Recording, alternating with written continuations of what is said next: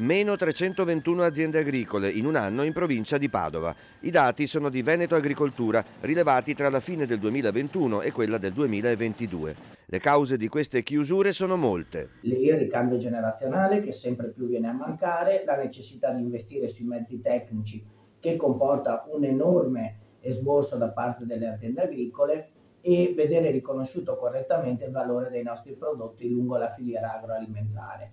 Il 2022 è stato anche l'anno del rincaro dei prezzi delle materie prime agricole e dei costi energetici che hanno frenato il settore. Oltre a queste criticità, sottolinea Trivellato, rimane irrisolto il grande tema dei cambiamenti climatici che non consente agli agricoltori una programmazione certa. Il lavoro che queste aziende agricole facevano nel territorio è importantissimo per tutta la collettività e noi vogliamo che queste aziende agricole possano continuare a lavorare e a essere espressione di quella cultura e di quell'agricoltura che è propria dei nostri territori, che genera turismo e che salvaguardia l'ambiente.